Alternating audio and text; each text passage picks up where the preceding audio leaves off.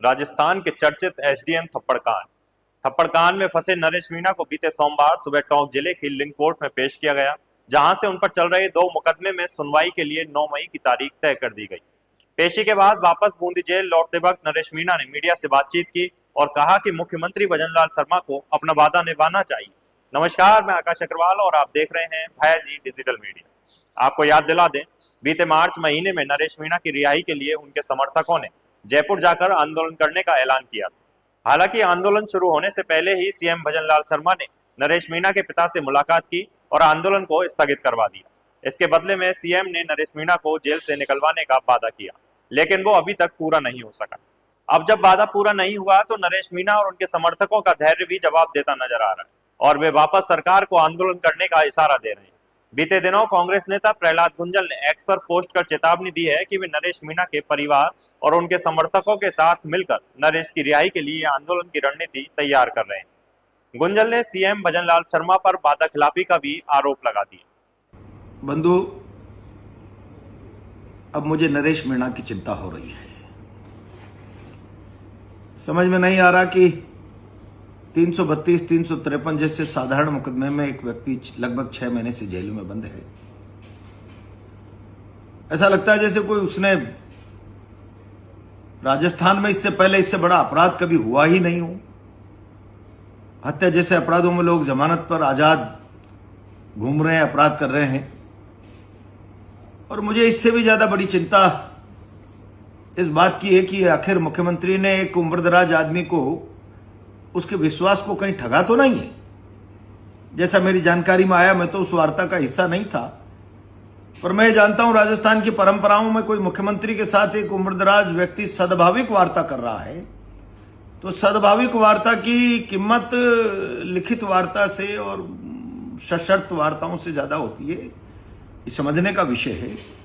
अगर बंद कमरे में मुख्यमंत्री ने एक उम्रदराज व्यक्ति को कहा कि सब ठीक हो जाएगा, आप आंदोलन वापस लीजिए, मुख्यमंत्री जी मैं आपसे अनुरोध कर रहा हूं, ये कोई कुरड़ी में गुड़ नहीं फूटा। एक बड़े आंदोलन जिससे सरकार की सांसें फूली हुई थी विधानसभा घेराव के से, उसके साथ आपका जबानी जमा खर्च का अगर मौखिक अनुबंध भी है, सद्भाविक चर्चा भी है, तो उसकी पालना कीजिए। ये ब्रीच ऑफ ट्रस्ट है। एक उम्रदराज व्यक्ति के साथ आपने उसके विश्वास को ठगा है। राजस्थान की परंपराओं पर यह सवाल खड़ा हो जाएगा कि आखिर सद्भाविक वार्ता का, जिसका महत्व लिखित वार्ताओं से ज्यादा है, आप भी सरपंच, मैं भी सरपंच, सब ठीक हो जाएगा।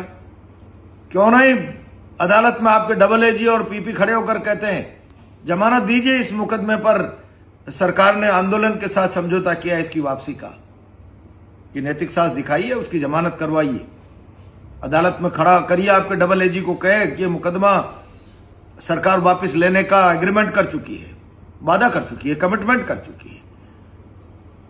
उसके बाद जब सरकार मुकदमा विड्रॉ करेगी, कोर्ट का प्रिविलेज है, मानना नहीं मानना वो अलग विषय है, लेकिन आज अनावश्यक रूप से एक व्यक्ति को इस आधार पर जेल में रोके रखना, मैं समझता हूं ये अन्याय है। और मैं तो नरेश के पिताजी को बुलाकर बात करने वाला हूं।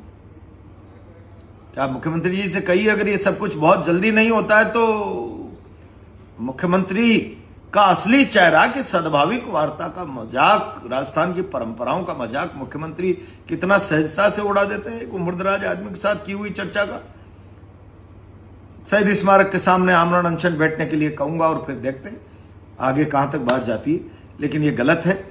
अब मन कुछ विद्रोह करने की स्थिति में आ रहा है। एक बार मैं नरेश के पिताजी को कहूंगा कि मुख्यमंत्री से बात करें और नहीं तो स्टेच्यू सर्किल पर परिवार को लेकर आमरण अनशन पर बैठे। अब बात यूं नहीं बनने वाली है। धन्यवाद। प्रहलाद गुंजल के बाद अब खुद नरेश मीणा ने भी कोर्ट से निकलने के बाद बैन में बैठते वक्त अपने समर्थकों से कहा कि अगर सरकार अपना वादा नहीं निभाती है तो 15 मई से जयपुर में आंदोलन किया जाएगा।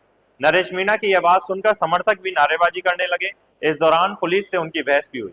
हालांकि स्थिति नहीं बिगड़ी और पुलिस आराम से नरेश मीणा को लेकर वापस बूंदी जेल के लिए रवाना हो गई। इस दौरान जब नरेश मीणा से उनके टोंक जेल से बूंदी जेल में शिफ्ट होने का कारण पूछा गया तो उन्होंने कहा कि टोंक जेल में सब कुछ ठीक नहीं है, वहां मेरी जान को खतरा था, इसलिए मुझे बूंदी शिफ्ट होना पड़ा। टोंक जेल में कैदियों के साथ खिलवाड़ किया जा रहा है। भ्रष्टाचार भी चरम। मुख्यमंत्री जी ने जो वादा किया था उसको निभाना चाहिए। क्या वादा किया था? मुख्यमंत्री जी ने कहा था मैं 23 मार्च को छुड़वा देंगे। बता दें, नरेश मीणा 14 नवंबर से जेल में बंद हैं और अभी तक एक बार भी उन्हें जमानत नहीं मिली।